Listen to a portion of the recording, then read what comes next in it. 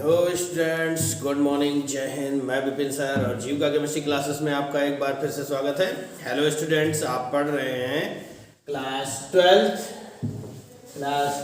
Chemistry chapter number 14 जैव अणु biomolecules का पार्ट 1 आज आप पढ़ने जा रहे हैं। तो स्टूडेंट्स, डियर स्टूडेंट्स, आपको 13 चैप्टर्स कंप्लीट सिलेबस हो चुका है। आपके सिलेबस का ये 14 चैप्टर है जो कि लास्ट चैप्टर है ना। 14 चैप्टर है जो कि लास्ट चैप्टर है और लास्ट चैप्टर के लिए आपको बेहतरीन मेहनत करनी होगी, ठीक है ना। इसके बाद आपका सिलेबस अकॉर्डिंग टू 30% वो फिनिश हो जाएगा। उसके आगे का जो सिलेबस होगा वो आपको नहीं पढ़ना होगा आपके सिलेबस से, ठीक है ना, आउट ऑफ सिलेबस होगा। तो आज जो है हम लोग जानेंगे बायोमोलिक्यूल्स क्या होते हैं।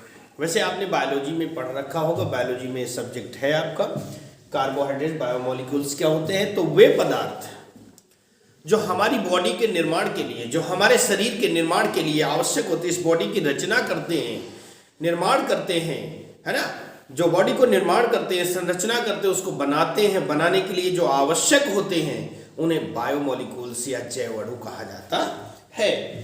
तो आइए देखिए, आज का जो हमारा टॉपिक शुरू होता है वो क्या है कि आज का जो टॉपिक है हमारा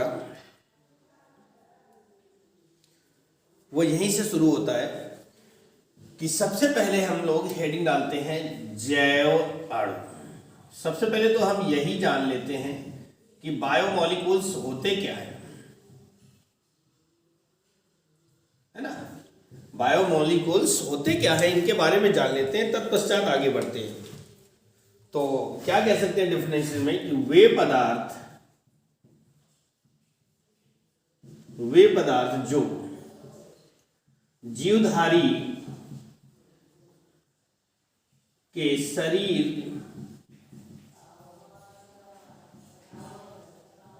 की रचना, ठीक है ना, में भाग लेते हैं,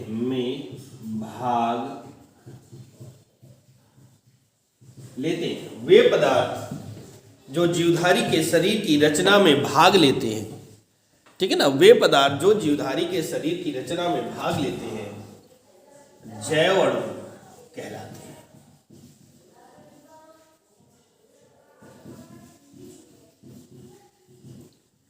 वे पदार्थ जो जीवधारी के शरीर की रचना में भाग लेते हैं जैव अणु कहलाते हैं। यानी जीवधारी के अब जीवधारी में कौन है? हम लोग आते हैं। हम लोग गाय, भैंस, भेड़, बकरी, कुत्ता, बिल्ली, हाथी, बाघ, शेर, चीता, हिरन, जितने भी जंतु आपको दिखते हैं, मक्खी, मच्छर, सबकी बात कर रहा हूं, है ना। सबके शरीर की रचना में भाग लेते हैं, वो जैव अणु कहलाते हैं। फॉर एग्जाम्पल कि यानी जैसे कार्बोहाइड्रेट,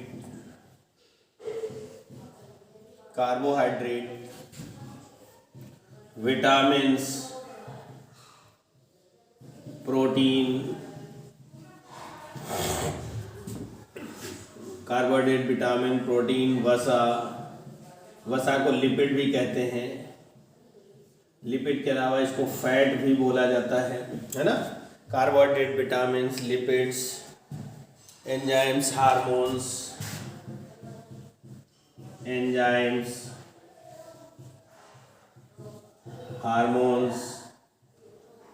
ठीक है ना। कार्बोहाइड्रेट, विटामिन्स, प्रोटीन, वसा, lipid, fat, enzymes, hormones, nucleic अम्ल,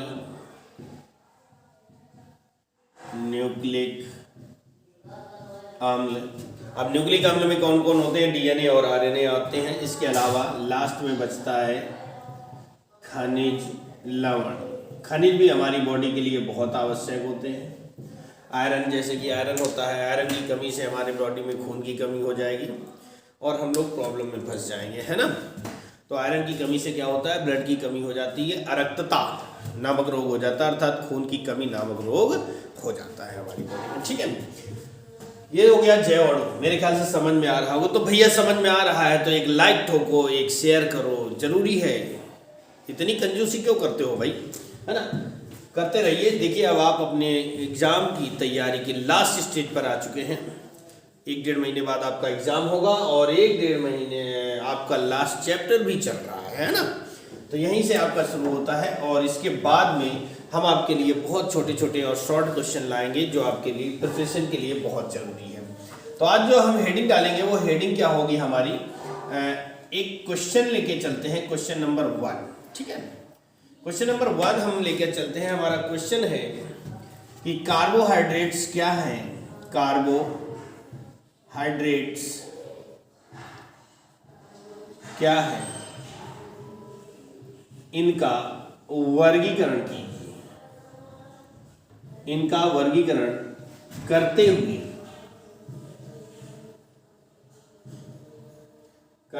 हमारे शरीर में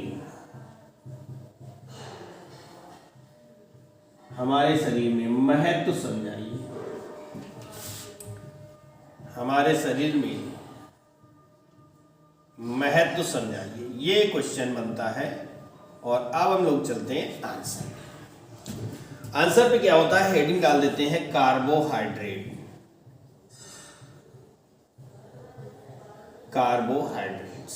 ठीक है ना, हमारा क्वेश्चन है कार्बोहाइड्रेट्स क्या है, इनका वर्गीकरण करते हुए हमारे शरीर में इनके महत्व को समझाइए कि हमारे शरीर में क्या क्या वर्क करते हैं और इनसे हमारी बॉडी को क्या मिलता है, क्या लाभ है, क्या नुकसान है, ये सब चीज़ों का अध्ययन करेंगे।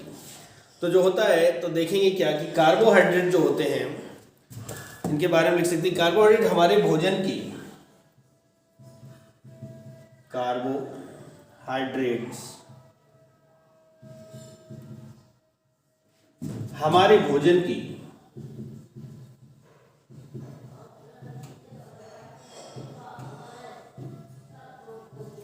मुख्य अवयव होते हैं। कार्बोहाइड्रेट्स हमारे भोजन की मुख्य अवयव होती हैं। ठीक है ना, कार्बोहाइड्रेट जो है वो हमारे भोजन के क्या होते हैं भैया, मुख्य अवयव होते हैं।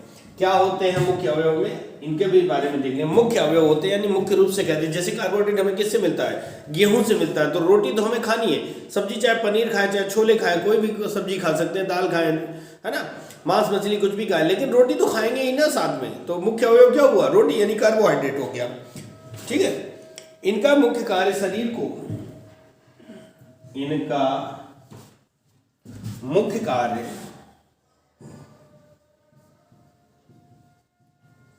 शरीर को ऊर्जा प्रदान करना है।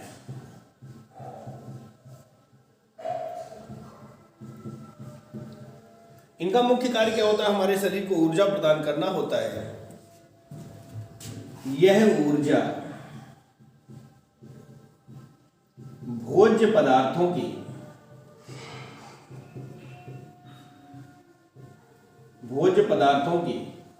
ऑक्सीकरण, यह ऊर्जा भोज्य पदार्थों की ऑक्सीकरण से प्राप्त होती है। ठीक है ना, यानी कार्बोहाइड्रेट का मुख्य कार्य होता है हमारी बॉडी को ऊर्जा प्रदान करना, और ये ऊर्जा जो है कहां से मिलती है, भोज्य पदार्थों के ऑक्सीकरण से मिलती है। इसलिए इन्हें माने कार्बोहाइड्रेट को, इन्हें कोशिकीय यानी सेल्स का, कोशिका का ईंधन भी कहा जाता है। इसलिए इन्हें कोशिकीय ईंधन भी कहा जाता है। ठीक है ना, जिसके फलस्वरूप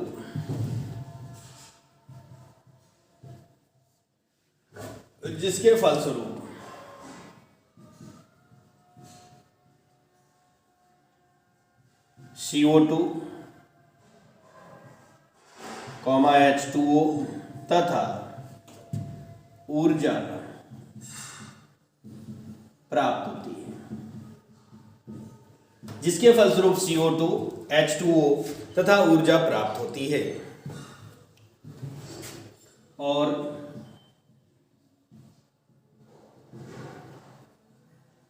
कार्बोहाइड्रेट की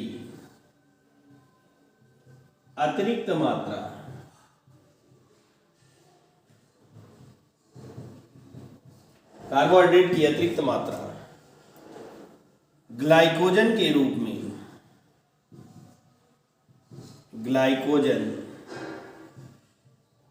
रूप में संचित हो जाती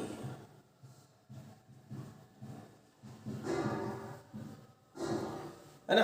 और कार्बोहाइड्रेट की अतिरिक्त मात्रा, अब ये अतिरिक्त मात्रा मतलब ज्यादा मात्रा, और ज्यादा मात्रा आई तो कहां से आई।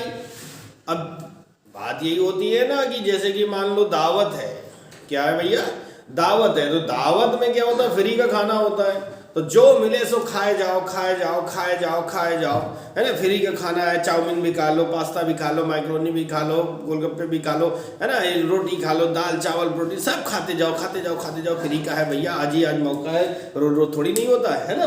हाँ, तो जो अतिरिक्त ये जब ज्यादा मात्रा में हो जाता है तो उसको हमारी यकृत कोशिकाएं, लीवर सेल्स जो है उसे ग्लाइकोजन के रूप में स्टोर कर लेती है। फिर जब हम लोग व्रत वगैरह रहते हैं, जैसे कि एक दिन पूरा दिन खाना ना खाएं, तो उस व्रत में जो स्टोर ऊर्जा होती है वो ग्लाइकोजेनोलिसिस क्रिया द्वारा फिर से ग्लूकोज में कन्वर्ट हो जाती है, ठीक है, और उसका ऑक्सीकरण हो जाता है। तो लिखेंगे क्या, और आवश्यकता पड़ने पर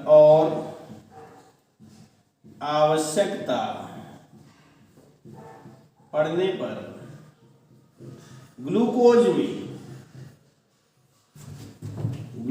में परिवर्तित हो जाती है।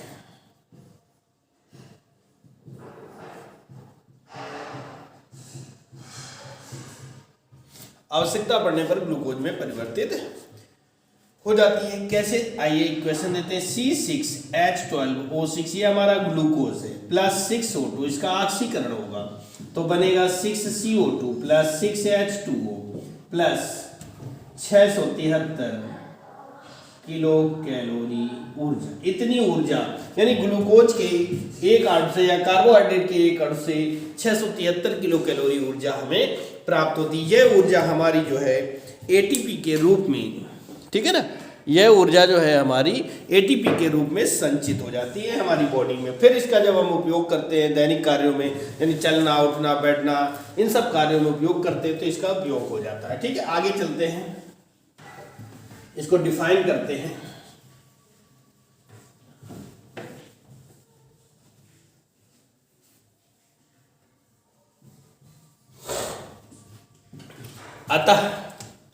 अतः हम इसको परिभाषित कर सकते हैं, कॉमा इनवर्टेड कॉमा में ब्लैक पेन से लिखेंगे, ठीक है ना। वे सभी कार्बनिक पदार्थ, क्या लिख सकते हैं, वे सभी कार्बनिक पदार्थ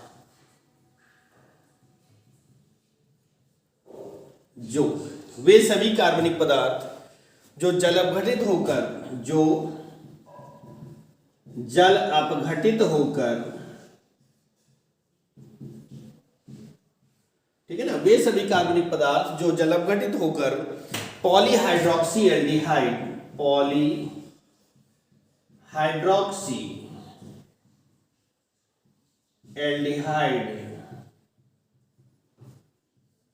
या कीटोन, ठीक है ना, पॉलीहाइड्रोक्सी एल्डिहाइड या कीटोन देते हैं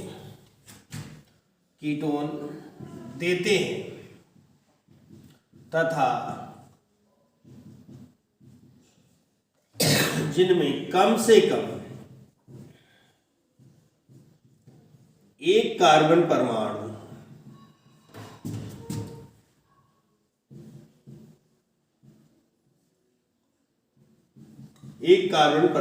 असममित होता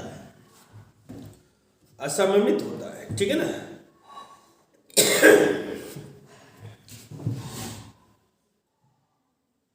एक सेकेंड, एक असममित ऐसा कार्बन परमाणु होता है,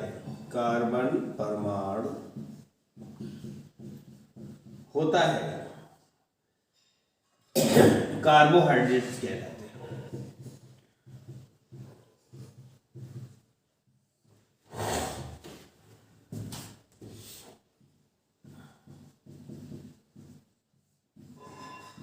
कार्बोहाइड्रेट्स कहलाते हैं, ठीक है ना। वेस्ट इन्वर्टेड कॉमा क्लोज करते हैं। ये हमारी डेफिनेशन है कि वे सभी कार्बनिक पदार्थ जो जल अपघटित होकर पॉलीहाइड्रोक्सी एल्डिहाइड या कीटोन देते हैं तथा जिनमें कम से कम एक असममित कार्बन परमाणु होता है, कार्बोहाइड्रेट्स कहलाते हैं। हमारे पास दो शब्द हैं, एक ये है और एक असममित कार्बन परमाणु। इन तीन शब्दों को हमें समझना है इस टेक्निक से। जैसे कि ग्लूकोज लेते हैं, हमारे पास ग्लूकोज का सूत्र ये होता है CH2OH, है ना, ये हमारा ग्लूकोज। अब ग्लूकोज में क्या कह रहा है, पॉलीहाइड्रोक्सी, हाइड्रोक्सी माने OH और पॉली माने बहुत सारे, 4 और 1 5 OH होते हैं। एल्डिहाइड के लिए CHO, है ना। और यहीं पर अगर हम फ्रक्टोज ले लेते तो फ्रक्टोज का सूत्र हमारा ये होता है CO, CHOH का होल थ्राइस CH2OH, है ना। तो इसमें देखिए ये कीटोन समूह उपस्थित है कीटोन समूह। तो पॉलीहाइड्रोक्सी 4 5 5 OH और कीटोन, पॉलीहाइड्रोक्सी एल्डिहाइड या पॉलीहाइड्रोक्सी कीटोन। हाइड्रोक्सी पॉली माने बहुत सारे और एल्डिहाइड माने CHO समूह होगा और कीटोन मतलब CO समूह। और बचा असममित कार्बन का मतलब होता है, अब जैसे इसी कार्बन को हम खोल दें तो देखिए इसमें क्या होता है कि इसकी संयोजकता क्या होती है, 2 ऑक्सीजन से एक इससे, यानी जिसमें अलग अलग परमाणुओं से संयोजकता पूरी हो उसे हम कहते हैं असममित कार्बन परमाणु। ठीक है ना, आशा करता हूँ समझ में आ गया होगा। तो एग्जाम्पल में आपके मालूम है ग्लूकोज, फ्रक्टोज, है ना, ये सब क्या आते हैं, कार्बोहाइड्रेट्स आते हैं। अब हम लोग हेडिंग डालेंगे वर्गीकरण, क्लासिफिकेशन। कार्बोहाइड्रेट का क्लासिफिकेशन करना है, वर्गीकरण करना है, ठीक है ना। क्लासिफिकेशन करते हैं, इसका वर्गीकरण करते हैं। तो वर्गीकरण में क्या होगा कि कार्बोहाइड्रेट को, कार्बोहाइड्रेट्स को तीन भागों में बांटा जा सकता है, 3 भागों में बांटा जा सकता है। यानी कार्बोहाइड्रेट को 3 भागों में वर्गीकृत किया जा सकता है, क्लासिफाइड किया जा सकता है। कैसे, नंबर 1 पर आता है मोनोसैकेराइड, SACCHARIDE, मोनोसैकेराइड, ठीक है ना। मोनोसैकेराइड के बारे में लिखते हैं, ये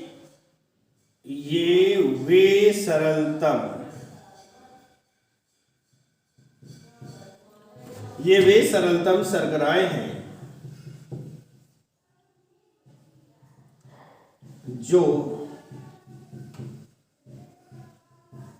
जल अपघटन पर, ये वे सरलतम शर्कराएं हैं जो जल अपघटन पर सॉरी, जल अपघटन तो इनका होता नहीं, हाँ गलती हो गई। ये वे सरलतम शर्कराएं हैं जो स्वाद में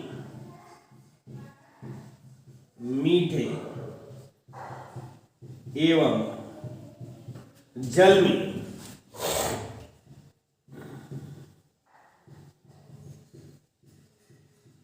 घुलनशील होते हैं,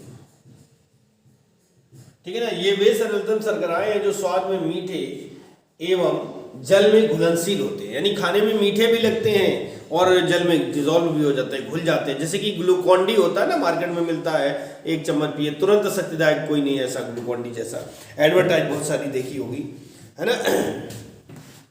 घुलनशील होते हैं, मोनोसैकेराइड कहलाते हैं, मोनोसैकेराइड कहलाते हैं। इनका जल अपघटन नहीं होता,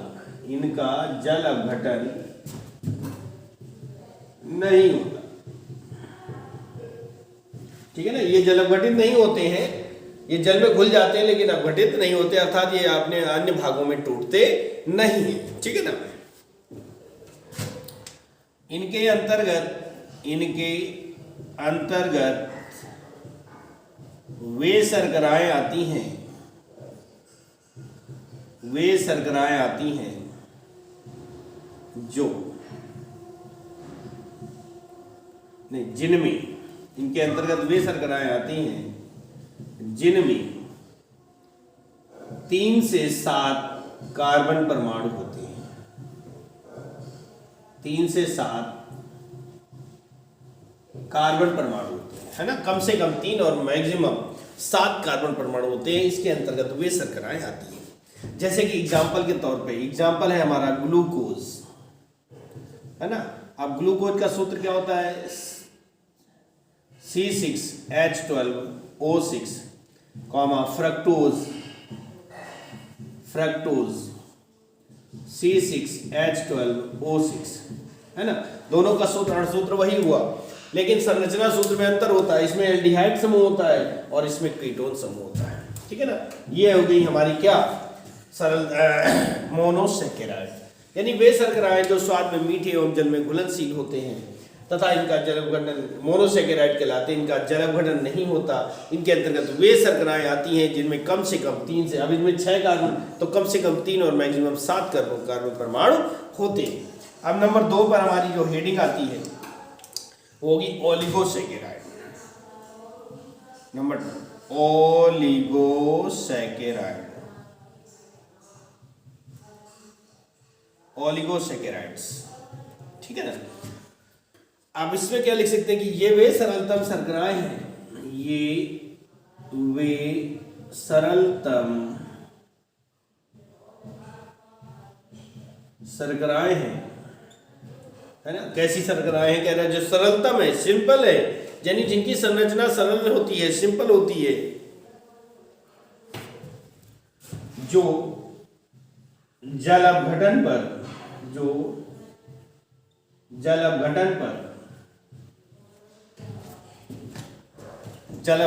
मोनोसैकेराइड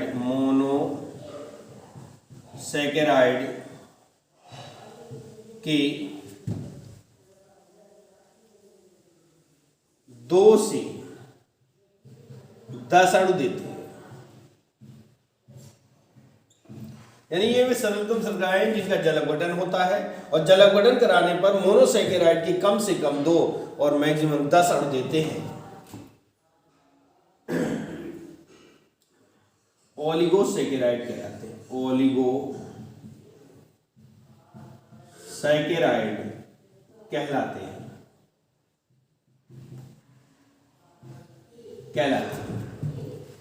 ये भी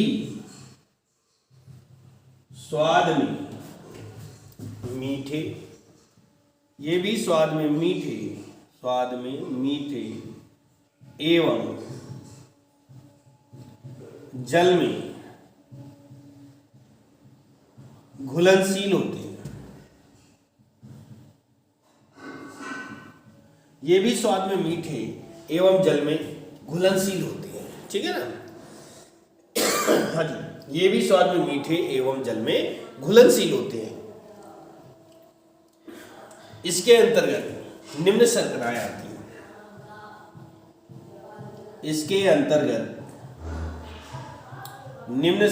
आती हैं, मतलब कि इनको पुनः वर्गीकृत किया गया है, ठीक है ना। तो कौन कौन से आते हैं उसके बारे में देख लेते हैं, इसको साफ करते हैं।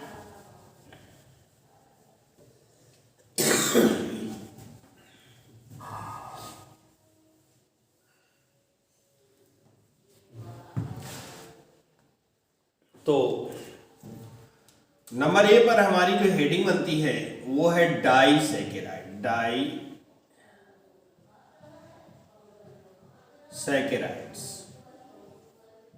डाइसैकेराइड्स में डिफाइन करना है हमको, तो बहुत सिंपल सी शर्करा है कि ये वे शर्कराएं हैं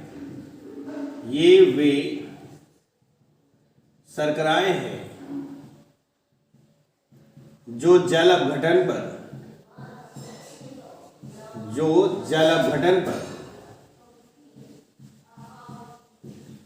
मोनोसैकेराइड के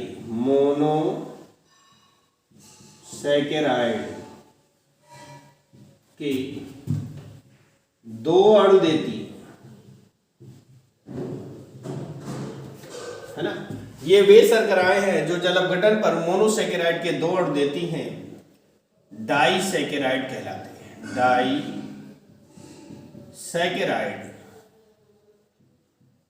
कहलाते हैं। ये वे शर्कराएं हैं जो जल अपघटन पर मोनोसेकेराइड के दो अणु देती हैं डाइसेकेराइड कहलाते हैं। एग्जाम्पल देते हैं, जैसे कि एग्जाम्पल में सुक्रोज, माल्टोज, लैक्टोज आदि। सुक्रोज, माल्टोज, लैक्टोज आदि। अब सुक्रोज जैसे कि C12H22O11, ये सुक्रोज होता है। H2O से जल अपघटन करवाएंगे तो वो हो जाएगा क्या, C6H12O6 प्लस C6H12O6 ग्लूकोज बना और फ्रक्टोज बना। ठीक है। अब देखिए उसने क्या कहा कि ये वे शर्कराएं हैं जो जल अपघटन पर मोनोसेकेराइड के दो अणु देते हैं डाइसेकेराइड कहलाते हैं। तो इसमें देखिए सुक्रोज का जल अपघटन कराया, एक और दो अणु बने, तो इनको हम कहते हैं डाइसेकेराइड। ठीक है ना। अगली हेडिंग हमारी होगी, यानी कि बी नंबर पर होगा हमारा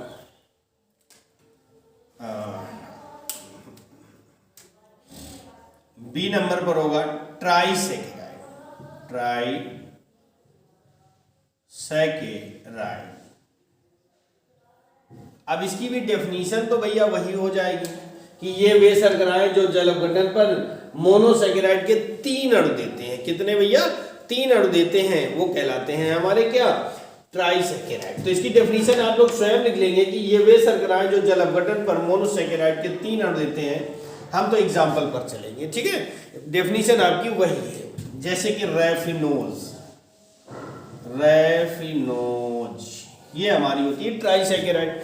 कैसे होती है देखिए, C18H32O16 प्लस 2H2 तो बनेगा 3C6H12O6।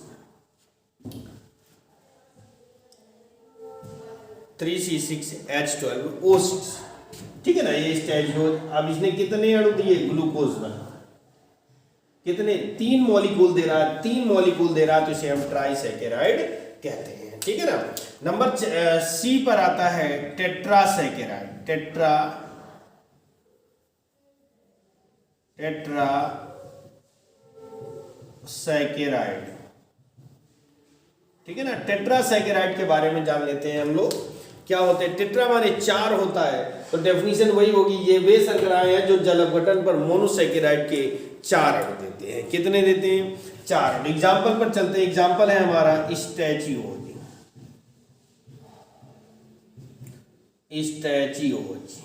ठीक है ना। स्टैचियोज है, ये हमारी शर्करा आती है जो कि चार अणु देगी। कैसे,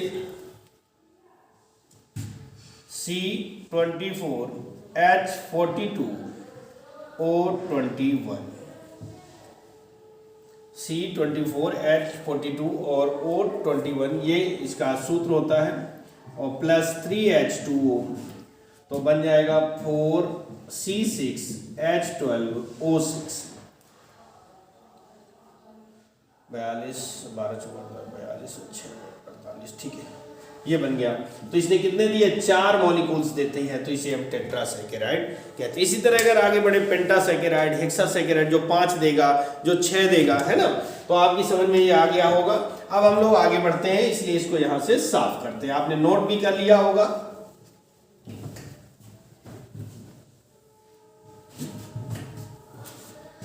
तो अब हम लोग चालू करते हैं क्या, अब हमारा नंबर आता है थर्ड, है ना। 2 नंबर हो गए। नंबर 1 था मोनोसेकेराइड, नंबर 2 था ओलिगोसेकेराइड, नंबर 3 पर आते हैं हम लोग पॉलीसेकेराइड।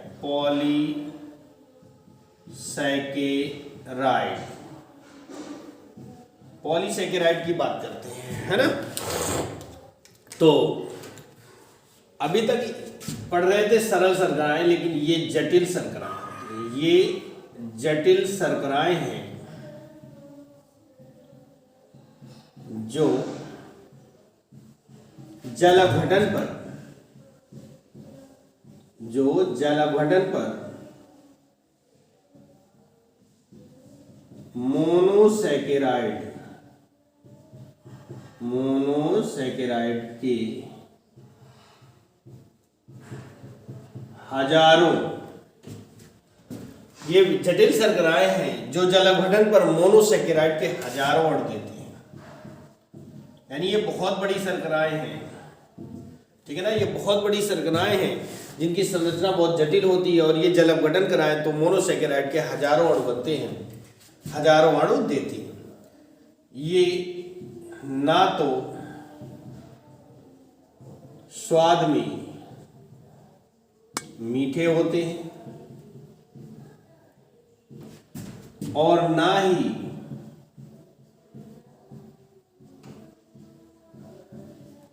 जल में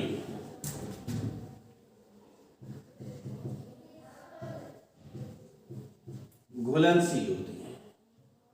ये तो ना तो स्वाद में मीठे होते हैं और ना ही जल में घुलनशील होते हैं। मतलब ना तो ये स्वाद में मीठे लगते हैं और ना ही जल में ये घुलते हैं, ठीक है ना ही जल में डिसॉल्व होते हैं। तो ये जटिल शर्कराएं, ये अर्थात ये अधिक अणुभार वाली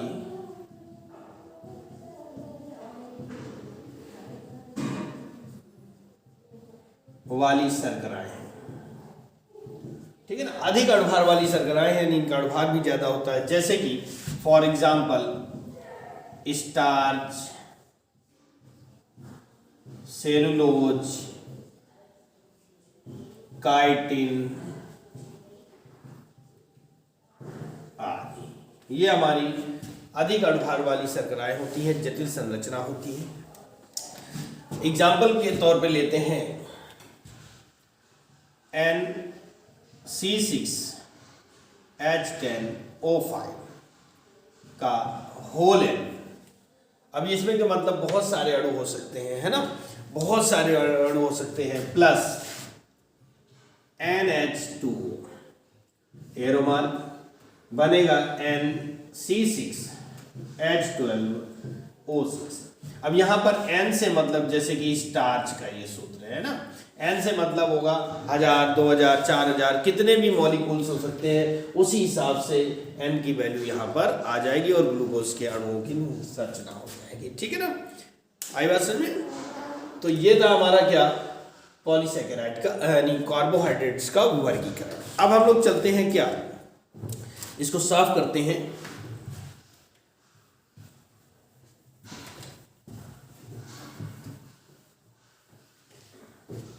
ठीक है, इसको अगर हम साफ कर देते हैं तो आगे हमारा बचता क्या है कि हेडिंग बनती है इम्पोर्टेंस ऑफ कार्बोहाइड्रेट्स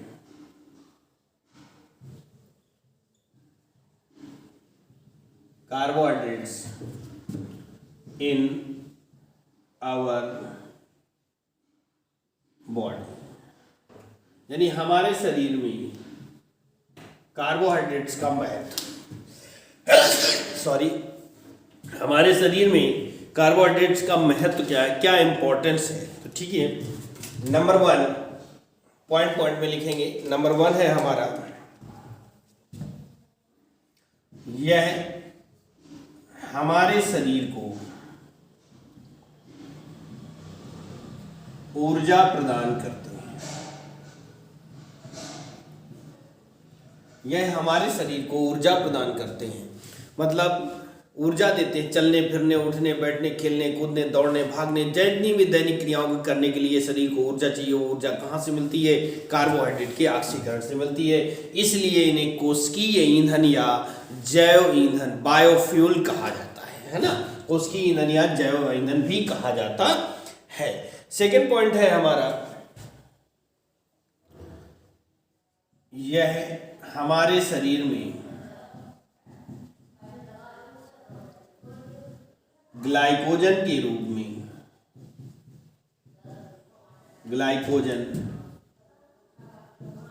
रूप में संचित रहते हैं। यह हमारे शरीर में ग्लाइकोजन के रूप में संचित रहते हैं, मतलब स्टोर रहते हैं। जरूरत पड़ने पर फिर से ये ग्लूकोज में परिवर्तित हो जाते हैं। कुछ कार्बोहाइड्रेट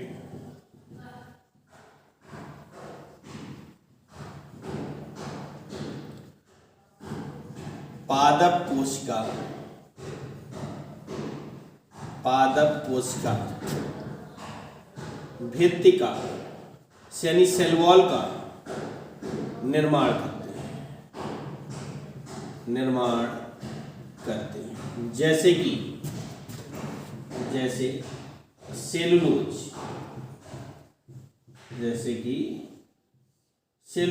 ठीक है ना। सेलुलोज हमारी प्लांट सेल की पादप कोशिका की भित्ति का निर्माण करता है। नंबर 4 पर चलते हैं। कुछ कार्बोहाइड्रेट कीटों का बाह्य कंकाल बनाते हैं। कुछ कार्बोहाइड्रेट्स कीटों का बाह्य कंकाल बनाते हैं, यानी जीवधारी कीट होते हैं ना, मकड़ी, मच्छर, है ना, छिपकली, हाँ, इन सब कीटों का के चीटा, ये सब चीज इनका बाह्य कंकाल बनाने का कार्य करते हैं, यानी बॉडी की रचना का। नंबर 5 है, इनका उपयोग